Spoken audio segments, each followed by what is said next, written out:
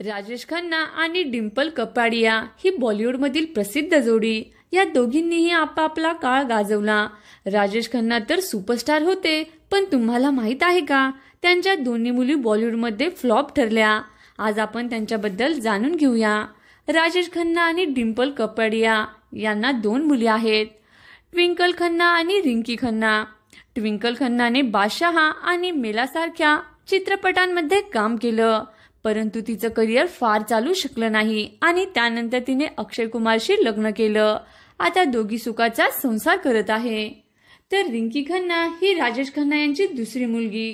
तिने 1999 मध्ये पदार्पण केलं. तिचा पहिला चित्रपट थोडाफार लोकप्रिय ठरला.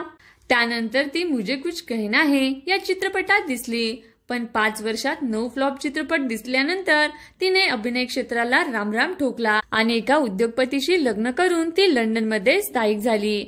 सध्या रिंकी नवरा आणि 2 मुलीबरोबर लंडनमध्येच राहते. राजेश खन्ना सारख्या सुपरस्टारच्या घरी जन्माला येऊन सुद्धा या दोघी बहिणींना बॉलिवूडमध्ये करिअर करता आलं नाही, हे मात्र खरं. मनोरंजन विश्वाशी निगडीत इंटरेस्टिंग बातम्या जाणून घेण्यासाठी व्हिडिओला लाईक करा, शेअर करा आणि चॅनलला सबस्क्राईब करायला विसरू नका. धन्यवाद.